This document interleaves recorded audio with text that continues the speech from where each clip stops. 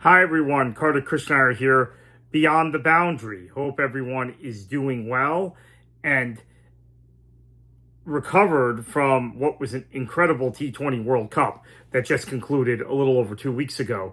We're back at it. My colleague Ed Borth will join me periodically in the next several weeks and months on podcasts and videos.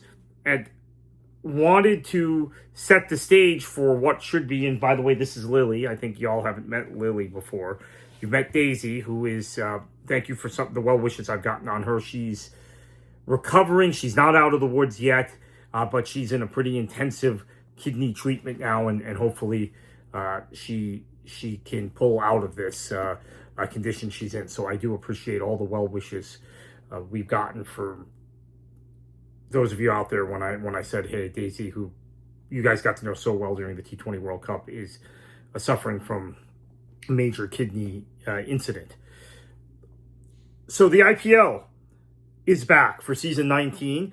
Now, my very first experience with T20 cricket was in the IPL's inaugural season in 2008. I go to India to visit family May of 2008. I don't understand the T20 format. What is this? Limited overs cricket? I mean, I knew about limited overs cricket. I did not know necessarily. It took me being in India for 4 weeks that May before I went on to England to cover the U.S. men's national team of football, soccer, playing friendlies in England and in Spain prior to the Euro 2008 tournament, which of course the United States was not in, but Spain ended up winning. But I was in India for 4 weeks before I went to do my professional duties covering soccer, and learned, hey, this T20 thing, this limited overs cricket that I had not been necessarily a huge fan of, it's not bad. It's actually kind of exciting, and you can fit it in short television windows. Wow, this is a whole new world. As someone who had grown up only understanding Test cricket and even the one-day format, right, the 50 overs format was not something that I readily got. So I was in India that very first year, 2008, and it was a revelation to me. So here we are, 19 seasons later, and we finally last year had Royal Challengers Bengaluru win the title. Finally broke their duck as far as league titles, and now we've seen an intense, record-shattering auction in Abu Dhabi, right, late last year in December. So let's look at what we can look forward to for this IPL season, and we are going to be doing a weekly IPL roundup from the Pavilion on Beyond the Boundary. So if you're subscribed to Beyond the Boundary, you will get that weekly roundup video. If not, subscribe to our YouTube page here at From the Pavilion. So the key dates: opening match is this Saturday in Bengaluru. The champions, Royal Challengers Bengaluru, host Sunrisers Hyderabad.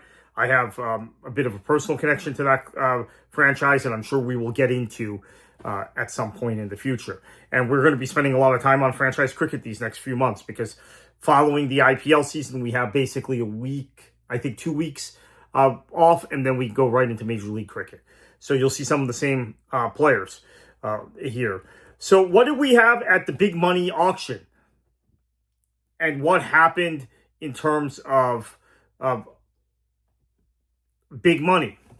Well, for me, the big signing of the auction wasn't the biggest money signing, although it was the most expensive foreign player, overseas player signing, was Cameron Green going to Kolkata Knight Riders. And I think when you look at that signing, and then Patarana, who is an uncapped Indian player, but a key death bowler, you are looking at KKR really kind of going for it, I think, in their rebuild. And they've got an interesting side. We're not going to preview all the teams here. I do want to kind of dive into Mumbai Indians, why they're my favorites, talk about their personnel a bit in this video, but we're not going to go club by club. There are some fantastic previews out there from Crick Info and from Crick Buzz if you want to get into the side by side each franchise is set up. They're doing a fantastic job with those previews. Let's talk about Mumbai Indians. Obviously, Hardik Pandya is coming off of a pretty good World Cup where India lifted the trophy. Rohit Sharma is still there, opening the batting for them. The decorated former world champion himself at the T20 level with India, and then you've got Sky, who just captained India to a World Cup, which of course Rohit Sharma had done previously. And then you've got Jasprit Bumrah, the best bowler in the world, who was key in India winning that World Cup. And the last World Cup. They don't win the last World Cup without him. There's no question about that. I think they probably don't win this one without him either. So they are, for me, the side to watch. Obviously, RCB are the reigning champions. I think Virat Kohli is still got it, and they're relying on him. And their strategy, I think, still revolves around outscoring opposition. They're bowling. I like the signing of Venkatesh Iyer. I think that he is someone that is going to help push them forward. I want to mention Sanju Samson, who had such a fantastic World Cup, is the reason India won the World Cup. He saved them against West Indies. He saved them against and carried them against New Zealand. He is transferred to Chennai Super Kings, and that's going to be, I think, potentially decisive in getting Chennai Super Kings through the regular season. I think there's tons of pressure on Kishan, who also had kind of an impactful World Cup. He's taking over as the captain of Sunrisers Hyderabad, so he's going to be a guy that I think is going to have to really help carry them. Now let's get to why I think MI is the favorites. So we talked about Sharma, we talked about Sky. You've got Varma, who's phenomenal. You've got Sherfrain Rutherford, who had such a good World Cup for the Windies. He's part of this. Will Jacks, who can bowl and can pick up a bat, is handy with both. Had a stop-start World Cup with England, but I thought pretty good. And then we talked about Pandya, and I really like getting Corbin Bosch. We didn't mention this, right? It was another show I was on that I mentioned. Corbin Bosch, I think, is going to have a big impact this year. So I like that.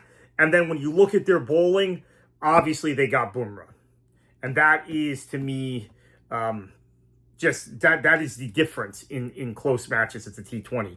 We know this. So what are the other pieces we like here? Quinton de Kock is back, and Trent Boult is back. So you have Boult and Bumrah in that bowling attack. I think that's phenomenal.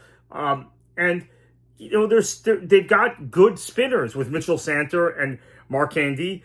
Those are two really high-end spin attack. So I really like MI, and obviously as we get into the season, we're going to be analyzing each team a lot more.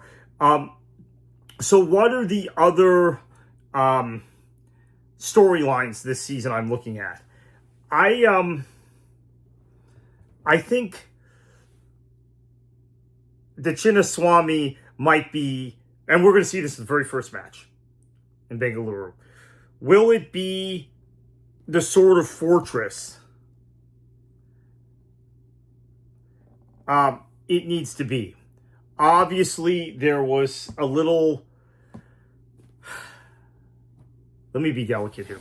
There's a lot... We know what happened, okay, with the Stampede, the Victory Parade. So there's an extensive security upgrade. Is it still going to give because of that sort of...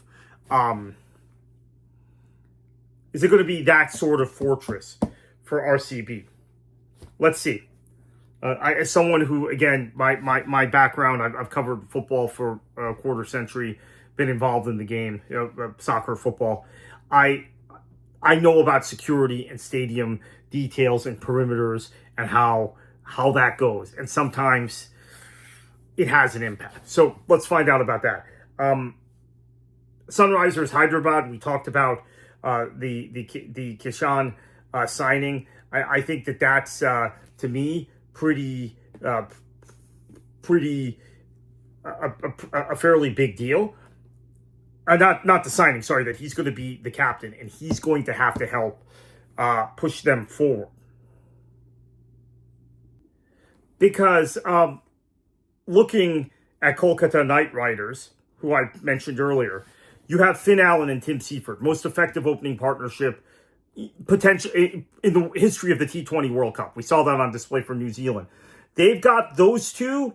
They've signed Ravindra, who I really like, and we talked about Cameron Green. So I think that this is a team, Kolkata, KKR, that could really, really push this season. And I mentioned Chennai Super Kings. I think that they've got quite a squad. Sunrisers Hyderabad, RCB. I think your top four come from those five in all likelihood. That's my early read on things. Now, I reserve the right to change my mind. T20 is dynamic. This competition is ultra competitive. This league, and so let's see how this plays out. I'm looking forward to the opening match. I think we are following the excitement of India winning the World Cup. We are going to have an interesting tournament, and I have to say it is also ironic because there have been times when this competition has had to be moved because of health concerns in India, or it's been paused because of Indo-Pakistani conflict. Right now, the war in the Middle East means India is a much safer place to be than Dubai. It's a much safer place to be than Abu Dhabi. So it'll be interesting to see how that plays into things, too. So much of the IPL lore is built around the Gulf states as well. And the Indian diaspora, South Asian diaspora, lots of Pakistanis, Bangladeshis, Nepalis in that area. But now India is kind of a safer place and a better place to be. Although getting back and forth from India, a little bit difficult if you're flying from Western Europe or you're flying from North America because of the war going on. So hopefully there's a resolution to this conflict during the course of the IPL season. It doesn't affect the IPL directly, especially with tensions that I don't want to get too directly into with it between India and Pakistan. But we just had a ceasefire between Pakistan and Afghanistan in a war that many people outside South Asia didn't realize was going on because of the other war in the Middle East. But pretty dangerous situation between Afghanistan and Pakistan, former allies. So that we want cricket. We know cricket doesn't exist in a vacuum. Boy, we're reminded about that all the time, and how geopolitics, and particularly geopolitics involving India, affects cricket. But hopefully with the Afghan-Pakistani conflict ceasefire, I don't know if it holds, but let's hope it does.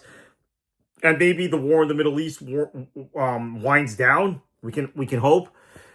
We will have all focus on cricket for the IPL season. So the plan for IPL Weekly from the Pavilion is that we will bring it to you probably every Tuesday. I'm in the States. I'm going to give it from an American perspective, give my recaps and my thoughts from an American perspective. But I basically try and get it out Tuesday, India time if we can, but certainly by Tuesday, U.S. time. So for the team we have it from the Pavilion and Beyond the Boundary, I'm Kartik Krishnaiyer. We will see you next week on IPL Weekly. And we will have continued coverage of all cricket at Beyond the Boundary, which you can find the Beyond the Boundary newsletter at beyondthe90.net, and then look for the Beyond the Boundary tab, and on our YouTube page, which is from the Pavilion.